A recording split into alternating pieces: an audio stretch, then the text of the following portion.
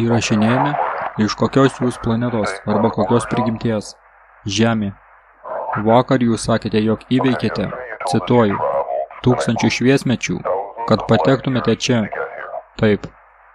Pasakykite mums tiesą, arba. Tai tiesa. Aš iš ateities žemės. Kelionė laiku, tai kelionė kosmosu. Erdvės poslinkis divergencija.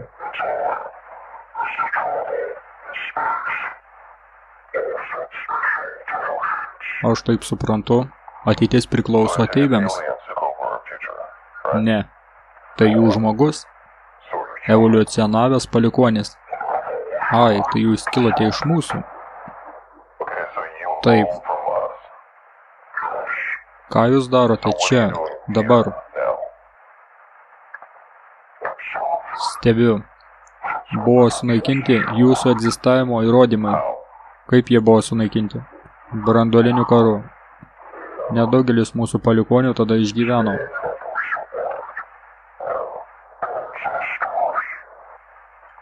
Gerai, pakalbėkime dabar apie ateitį.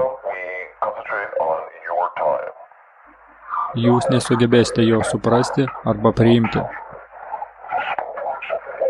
Mano laikų atradimų. Ir visgi. Visatos atsiradimas. Taip vadinamo gyvenimo esmė. Visa tai dabar jau žinoma. Jūs turite omenyje gyvenimo prasmę? Ne prasmę, o esmę. Koksgi skirtumas? Prasmė. Tai, kas priskirta gyvenimui. Esmė. Jo objektyvi tikrovė. Tai jūs žinote, kaip buvo sukurta visata? Taip. Kai jūs matėte Dievą, mes nebeturime tikėjimų, mums nebereikia Dievo ir kitų išsigalvojimų. Gerai, apšvieskite mus. Kas nutinka tuomet, kai mes mirštame? Mirtį išgalvojo žmonės. Ji neegzistuoja. Jūs įsitikinsite, jau įsitikinote, kad kiekviena dalis taip vadinamo gyvenimo, jūs, aš, jis, tai vienos ir tos pačios gyvybės pavyzdžiai. Skirstimas tuo, ką jūs vadinate mirtimi. Gerai, leiskite patikslinti. Mirties nėra, mes visi vienos gyvybės dalis, iš esmės taip. Tai kaipgi buvo sukurta visata ir kodėl ji taip gerai mums tinka. Yra begalinis kiekis visatų. Visos su skirtingomis fizinėmis savybėmis. Iš esmės, ne visos tinka gyvybei. Kokią jūs ją žinote? Mes gyvename visatoje, kuri tinka mums, taip vadinamai gyvybei.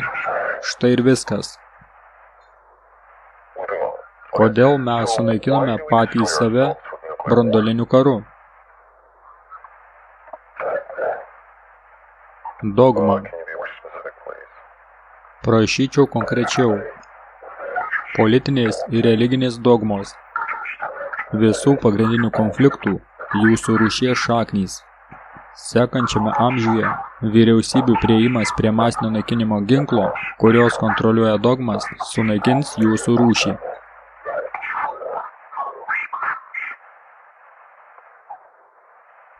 Gerai, paskutinis klausimas. Kaip dėl moralės? Kuom remiasi jūsų moralė? Užuojauta ir įrodymais. Aišku. Viskas, ačiū.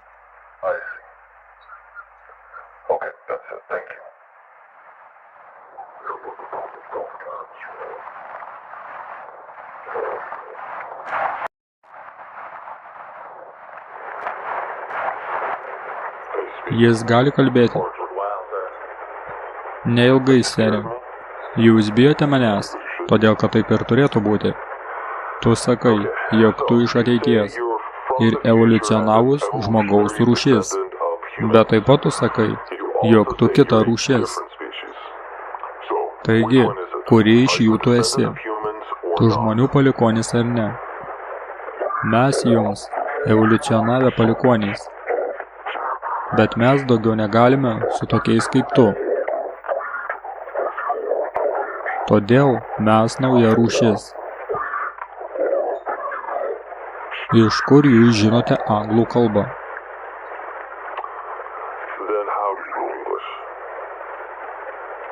Atsakyk man. Jeigu neatsakysi, aš valdysiu. Aš suleisiu dar vieną dozę. Ar supratai mane? Iš kur jūs mokate anglų kalbą? Mokintis kalbą labai svarbu. Tam, kad suprasti jūsų rūšį. Taigi, tu tik ką išmokai angliškai. Todėl, kad tu toks protingas. Sąlyginai taip. Jūs pasakėte, jog žinote visatos prigimtį, bet jūs nepaaiškinote. Todėl klausiu dar kartą, kaip buvo sukurta visata. Jūs nesugebėsite suprasti arba priimti egzistavimo tiesą.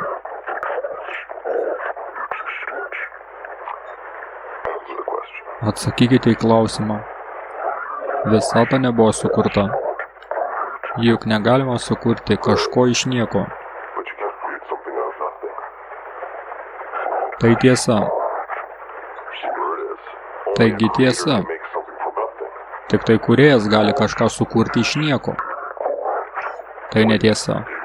Jūs prieštaraujate pats savo. Iš tikrųjų niekas neegzistuoja. Taigi, kadangi niekas negali egzistuoti, taigi tai, kas liko ir yra egzistencija. Egzistencija be galo. Tai neturi pabaigos arba pradžios. Todėl ir nėra kūrėjo. Bet tu pasakei, jog yra visatos prigimtis. Taip. Štai, aš pagau tave meluojant. Ši visata neegzistuoja. Tai be galo maža egzistencijos dalis. Taigi, dabar tu visiškai nusišneki. Ir vėl, kai buvo sukurta visata taip stebuklingai. Ši visata yra spontaniškas įvykis ir neišvengiama amžinybės egzistencijoje. Kiekvienas įvykis galimai jau nutiko, įskaitant ir šią visatą.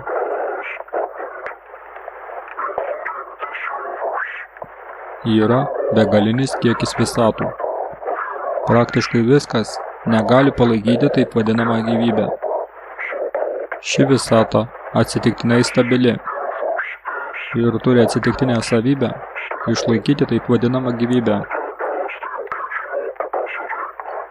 Taigi gyvybė paprasčiausiai atsirado teisingai? Šioje visatoje taip. Gyvybė, kaip jūs ją vadinate, yra neišvengiama pasekmė, jeigu yra fizinės tos visatos savybės. Taigi tu sakai, jog mes paprasčiausias atsitiktinumas. Taip. Ši visata palanki taip vadinamai gyvybei. Kaip taip? Gyvybė šiame ir bet kuriame pasaulyje gali būti sunaikinta. Bet kuriuo momentu daugybė atsitiktinių įvykių. Pavyzdžiui, tai ką tu pavadintum supernova. Saulės žybsnių, asteroido smūgių. Taigi visatai nesvarbu, mes būsime gyvi ar ne. Teisingai. Aš visų to netikiu nei sekundę. Mes daugiau nei paprasčiausias atsitiktinumas. Kaip aš jau ir sakiau, jūs nesugebėsite priimti egzistavimo tiesos. Taigi, jeigu mes tiesiog atsitiktinumas, tai visata neturi jokios prasmės. Taip, tai tiesa. Taigi, jeigu visata neturi prasmės, tai kokia gyvenimo prasmė? Prasmė yra. Jūs vėl prieštaraujate pats savo. Gyvenimo prasmė sąmonėje. Ne. Jūs negalite gyventi pilnaverčio gyvenimo. Jūs negalite gyventi, jeigu jūs galvojate, jog prasmė kažkokia dirbtina. Jūsų rūšis mato prasmę savyje, bet gyvena su melagingais įsitikinimais, kad gyvenimo prasmė tai mistinis planas. Tai netiesa. Ir kągi tai reiškia? Prasmė yra tame, ką jūs darote.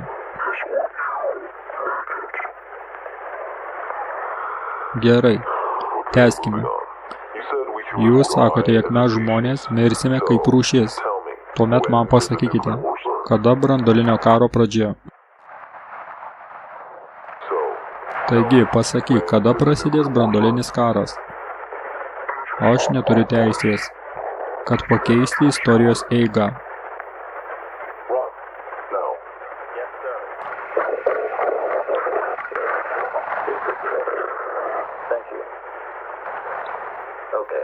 Taigi, pasakyk man, kada prasidės branduolinis karas.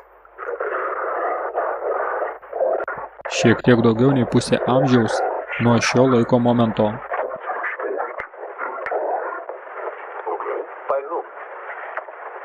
Kas pradės? Branduolinis karas prasidės šioje šalyje. Tikrai? JAV? Kaip?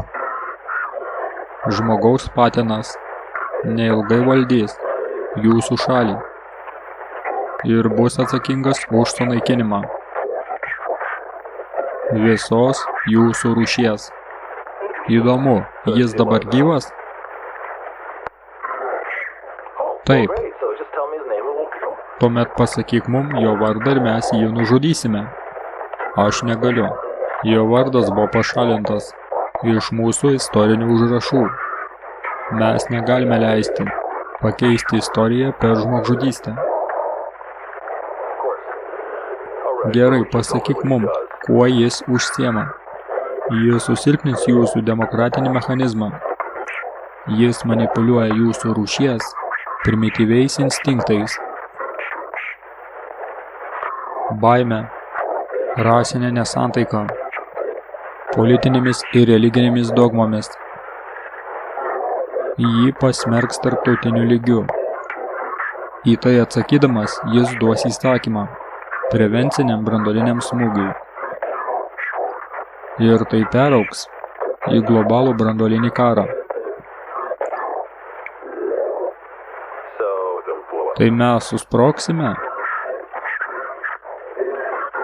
Gyvų liks tik keletas milijonų. Tik milijonas gyvybių?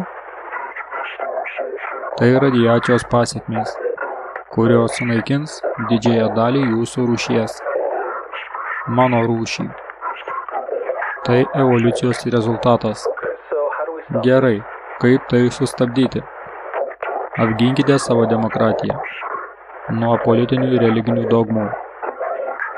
Apginkite tai nuo objektyvaus fakto nepriėmimo. Šiuo momentu jūsų demokratija stabili.